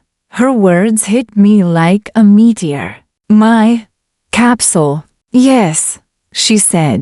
"You were in a cryopod. No beacon, no flight logs. We almost missed you." I tried to move, but my limbs felt heavy. "How long?" I asked. She hesitated. "We're still checking the records, but from the capsule's age and drift velocity." She paused. "You've been lost for almost 43 years. The world tilted. My mind couldn't hold the number. 40-3 years. I felt my heart lurch painfully in my chest. "No," I whispered. "That's not possible." The officer looked at me with quiet sympathy. "Your vitals were weak but stable when we found you. The pod systems were barely functioning. You're lucky to be alive." I turned my head. Through the observation window, the stars burned brighter than ever, endless and unblinking. Somewhere among them, I had lost everything, and somehow I had returned. And the memory of Zara hit me harder than any truth. I could still feel her hand in mine, her voice whispering, "Remember me." I tried to speak, but the words caught in my throat. The officer adjusted something on a monitor beside me. "You need rest," she said softly. "You've been through a lot. I need to know what happened to my ship." I rasped. "The Aurelia 4. Her brow furrowed. She turned to the assistant behind her, then back to me. "We ran the name through the archives. Aurelia 4 was declared lost 70 years ago during a deep space mission to the Oort boundary. No survivors were ever recovered." I closed my eyes. 70 years. My ship, my crew, all gone, swallowed by the same void that had spat me back. But why me? When I woke again, hours or maybe days had passed. The hum of the ship felt familiar now. My body had begun to remember gravity. My thoughts, though, floated elsewhere. There was a photograph on the small table beside me. I hadn't noticed it before. It wasn't mine, but I recognized it instantly. A picture of the Aurelia 4 before the launch. A small crew smiling in front of a silver hull, and there standing just to my left Zara, her smile bright, her hand raised in a casual wave. But there was something strange about the photo. Behind us, in the reflection of the ship's polished surface, another figure stood, barely visible, faint, like light shaped into a person. My heart skipped a beat. I reached out and touched the edge of the photo. It was real. The reflection wasn't a trick of light. It was her standing just as I remembered her last, in that luminous world of silence and sea. I looked up quickly, searching the room. It was empty.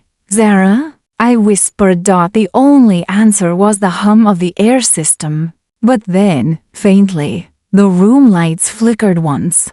Just once. A pulse. It could have been a glitch. But I knew better. Later, when the officer returned, I asked her quietly, "Did anyone else survive?" She shook her head. "No, just you." The capsule's systems were too old to hold multiple life signs. There's no record of another occupant. I stared at her for a long time. The silence between us thick as fog. After she left, I sat up slowly. My reflection shimmered faintly on the glass window, the stars behind me glimmering like the sea I had seen in that other world. And for a fleeting second, I saw her standing beside me's era, smiling softly. Her eyes calm and endless. She didn't speak. She didn't need to. I could feel her presence, like the heartbeat of a distant world still echoing through mine. I whispered, "You kept your promise." The stars beyond the glass flared once, like a signal, and I knew she wasn't gone. She was light now, everywhere I looked. The astronova drifted in silent orbit, a mechanical heart beating softly against the endless dark. I had begun to walk again, though each step felt like it belonged to a stranger. My body had returned to life, but part of me still lingered in that place of gold light and still water, the place where Zara's voice had first called my name. The crew kept their distance.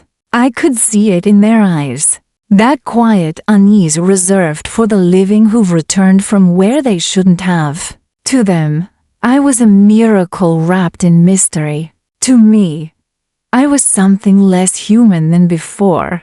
The days passed in a rhythm I couldn't measure. Time in deep space has no heartbeat of its own. It's the mind that decides what day means. I spent most hours in the observation bay, staring through the great glass dome into the stars. That was when I first noticed the flicker. At first, I thought it was a reflection from the navigation lights, but the pattern was too deliberate. Short, then long, then short again. A code. Morse. I leaned forward, my pulse quickening. I hadn't seen a manual light code in decades. I blinked slowly, matching the rhythm. The stars beyond the hall seemed to shimmer with each signal. S-O-S, the oldest cry in the language of space.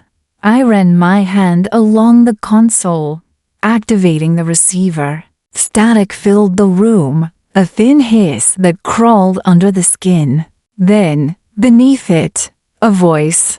"Dan, Ethan, do you read me?" My breath caught. It was her voice. Not the whisper of memory, not the soft echo of a dream. Her real voice, crackling through the comms like it had traveled 1,000 lifetimes to reach me. "Zara?" I whispered. Static roared, then cleared. "Ethan, you're not supposed to be awake yet." I froze. "Where are you? How?" Her voice softened. "Don't try to understand. Just listen. They're coming for you." "Who?" "The ones who built the light. The ones who sent me back to you." The channel went dead. I sat there, numb, the sound of my heartbeat filling the room. For a moment, I considered the possibility that I was dreaming, that the trauma of cryosleep and loss had turned my mind inside out. But when I looked back toward the stars, the flickering pattern had changed. Not SOS this time. Coordinates. I wrote them down, trembling, when I entered them into the Astronova's navigation database. The system hesitated, then returned an error. Unknown region. Hazardous zone. Restricted by command authority. I stared at the warning.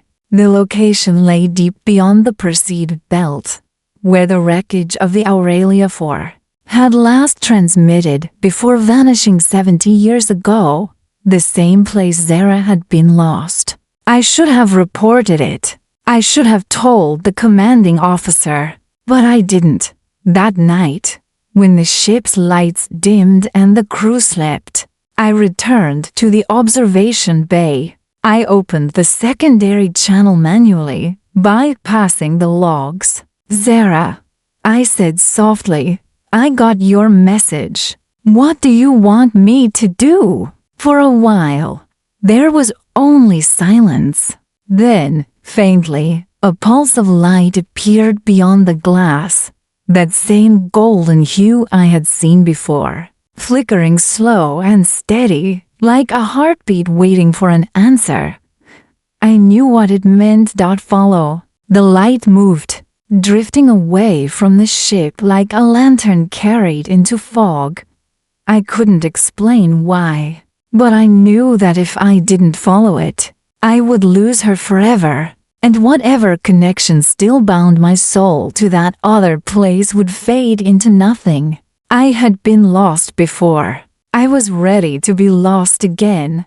I stood in the dark bay, the hum of the engines like a distant lullaby, and whispered into the void, "I'm coming," and somewhere out there, across time and impossible distance, I felt her whisper back, "I know." The hum of the Astronova was softer in the lower decks, where the air smelled of oil and silence. The ship's crew slept in rotation, their dreams no doubt tethered to the safety of command schedules and known stars. Mine drifted elsewhere, toward a place where time unraveled like mist and voices from the past refused to die. I waited until the lights dimmed to their lowest cycle. Then I slipped from my cabin. The corridor lights glowed faintly blue, motion sensors offline for the night. Every step I took felt heavier, as though gravity itself were testing my resolve. Zara's coordinates replayed in my mind like a heartbeat, the same rhythm I had once felt through the whole of the Aurelia 4. I couldn't explain it to anyone, not even to myself, but I knew I had to follow them. The escape bay was cold and quiet, a line of small pods sleeping in metallic cradles, each one capable of short-range flight, each one meant for emergencies, not obsession. As I moved closer, I hesitated. I thought about the rescue crew, their calm professionalism, their kindness, about the officer who had looked me in the eye and said, "You're lucky to be alive." And yet, I didn't feel alive. Not without answers, not without her.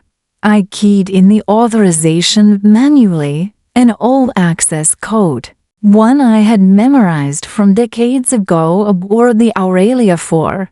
To my shock, the system accepted it. The console flickered to life, reading my pulse, verifying my breath. The words appeared in cold white text. Pilot identity confirmed. Commander Ethan Cole. Authorization accepted. For a brief moment, I felt the echo of who I once was. Before everything fractured, before I became the ghost of a lost mission, the pod's canopy hissed open. I climbed inside. My hands shook as I reached for the controls, and my reflection stared back from the glass. Older, hollow-eyed, almost unrecognizable. But then, behind that reflection, for a heartbeat, I saw her. Zara, her face faint, shimmering, the same calm smile she wore before the launch. "You shouldn't come," she whispered. I froze. "You called me." Her image flickered, half there, half gone. "I called because you were still listening. But the ones who built the light, they don't forget." "I don't care," I said softly. "I can't stay here. I need to know what we found. Her eyes lowered. Then remember, not everything that looks like light wants to be found. And then she was gone. The engines hummed awake beneath me. I took a long breath, feeling the vibration through my bones. My fingers moved almost on instinct, old training taking over. I disengaged the docking clamps, and the pod drifted free. The stars outside were endless. Cold fire scattered across a black ocean. I turned toward the coordinates she had sent. Deep beyond the Perseid belt, the navigation system blinked red with every warning possible. Hazardous zone, no return path, uncharted. I ignored them all. The engines flared. The ship turned slowly, aligning with the path of the golden pulse that still blinked faintly in the distance. It wasn't a star, I realized now. It was something larger, something breathing. As I moved closer, the light grew stronger, wrapping the darkness in waves of soft warmth. My body relaxed even as my mind screamed to turn back. The radio crackled faintly, then steadied. "Ethan," came a voice, distorted, layered, like many voices speaking as one. "You came back." My throat tightened. "Who are you?" The voice paused. "We are what you left behind." And in that moment, I saw them, not clearly, but as shifting shapes in the golden glow. Not alien in the way we imagine, not creatures or machines, but forms of light, each pulse shaped by memory. Among them, one shimmered brighter than the rest. I knew her immediately. "Zara." "Ethan," she said, her voice trembling like starlight. "You don't understand. You never left." Before I could answer, the pod shook violently. Warning lights blazed red. Systems began to fail one by one. The console screamed. Spatial distortion detected. Hull integrity compromised. The golden light engulfed me completely. I wasn't afraid. Not anymore. As the pod broke apart, I felt my body dissolve. Not pain, not terror, just weightlessness. My last thought was her name, whispered into the infinite. "Zara." Then, silence. And in that silence, a heartbeat. Mine, or perhaps something else's. There is no pain where I am now. No sound of engines. No hum of machines. Only stillness. Vast and warm, like the quiet just before dawn. When I open my eyes, I'm standing. Not floating, not falling, standing. The ground beneath me shimmers, like water made of light. Every step sends ripples across a surface that feels alive. The air hums faintly, tuned to the rhythm of a pulse I know too well. Zara's pulse. I call her name, softly at first, then louder. My voice doesn't echo. It simply disappears into the air, as if the place itself absorbs it. And then I hear her. "Ethan." I turn, and she's there, walking toward me through the golden haze, her silhouette glowing like the edge of a sunrise. Her eyes are bright, her smile exactly as I remember it. "Zara," I whisper, my throat tightening. "Is this real?" She stops in front of me, close enough that I can almost feel her warmth. "Does it matter?" I close my eyes, and for the first time in what feels like a lifetime, I breathe without pain. "I thought I lost you." Her voice softens. "You did, and you found me." Around us, the light shifts and deepens, gold to amber. Amber to a deep blue that stretches to the horizon. Shapes begin to emerge from the haze. Faint outlines of ships, people, fragments of places once lost to space. The wreckage of time itself, suspended in silence. I recognize one of them instantly. The Aurelia ivy dotted floats above the luminous ground, intact, whole, untouched by decay. Her hull gleams with the same silver shine it had before we launched, decades ago, a vision preserved in eternity.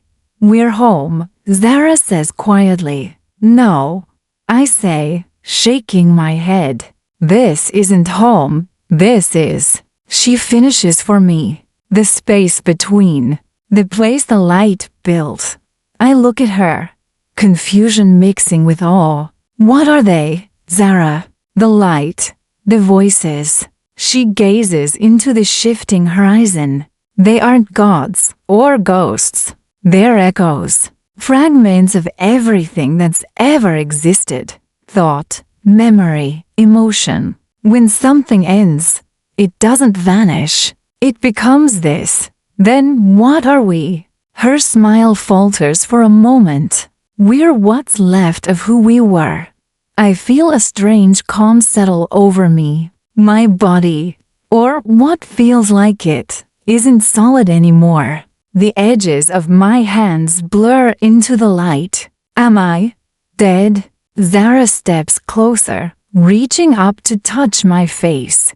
Her fingers glow faintly, tracing the line of my jaw. You were, she whispers, and then you remembered me. That's what brought you here. Tears I can't explain fill my eyes. I didn't want to die. You didn't, she says softly. You became. The words linger between us, heavier than silence.